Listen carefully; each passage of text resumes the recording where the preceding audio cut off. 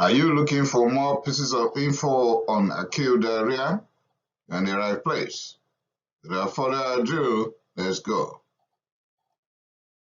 Hi everyone, I'm back.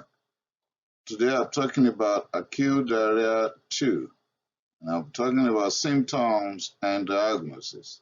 For you to enjoy this, I would advise that you kindly go through acute diarrhea 1, where I've talked about causes and different types of diarrhea. Okay, let's go.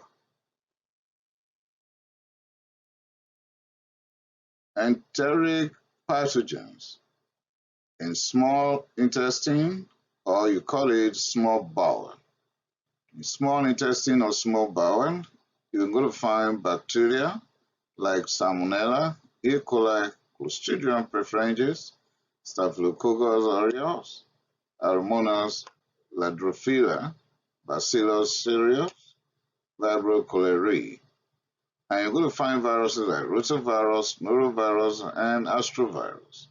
Protozoas are not left out, and you're going to find Cryptosporidium, Microsporidium, Cystiaspora, Cyclospora, and Giardia lamblia. The large intestine, or some people call colon, you're going to find Campylobacter, Shigella, Clostridioides difficile, that is formerly known as Clostridium difficile. You're going to find Yersinia species, Fibropneumocystis, Enteroinvasive E. coli, Shigella, Klebsiella, viruses like cytomegalovirus, adenovirus, or herpes. You're going to find protozoa like Entamoeba histolytica. The clinical features will include watery diarrhea. Like if you listen to my first presentation on acute diarrhea, I've defined diarrhea to include that. Okay. There may be abdominal pain because sometimes it is painless, and there's possibility of stool with or without mucus, or stool with or without blood. Might have abdominal distension, weakness, increased heart rate, dizziness, oliguria, increased thirst, particularly if the individual is becoming dehydrated or hypovolemic. There's possibility of vomiting, fever, weight loss, and confusion. Still on clinical features, you are going to have what's called physical examination, and the individual may appear toxic, particularly if the causative agent is bacteria in origin and very weak, when a lot of electrolytes and fluid would have been lost. If they have become dehydrated, you could pick that through dry lips, tongue, and skin turgor. When hypovolemic shock has set in, there will be decreased blood pressure, increased pulse, altered sensorium, or loss of consciousness. You may have abdominal distension, guarding rigidity, pain on percussion, tenderness, and rebound tenderness depending on the cause. With paralytic ileus. Oh, let me talk a little bit about paralytic ileus here. That is as a result of loss of potassium. So when there's hypokalemia, there will be paralytic ileus. The diagnosis is mostly clinical, but you can do complete blood count with platelets, have your blood electrolytes, particularly sodium, potassium, chlorine, and bicarbonate.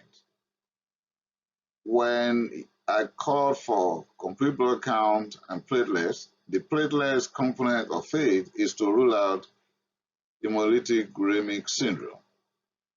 A ligma reaction is possible with Clostridioides difficile, formerly known as Clostridium difficile. You can have blood culture done, particularly if the individual is having high-grade fever. And of course, stool Clostridioides difficile antigen. This is secondary to the use of antibiotics. You can have stool MCS, that's microscopic contrast sensitivity, with fecal leukocytes. Still on diagnosis, you can have stool for over of parasites.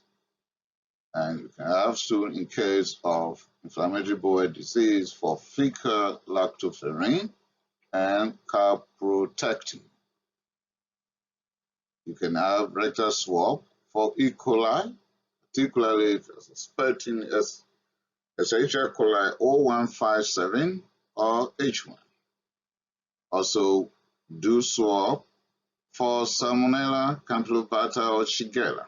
So rectal swab is very welcome here if you want to get rid of those bacteria. You can also have stool for amoeba antigen or endoscopy for inflammatory bowel disease or celiac disease. Escherichia coli 0157 or H7 toxin test could also be done.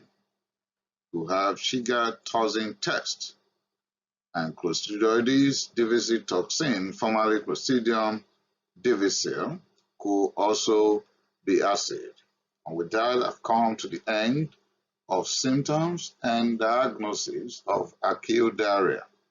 The next will be entirely on treatment. Thanks for listening to my presentation. Kindly subscribe to my channel so that you can get these presentations immediately they are published. Thank you. I appreciate it.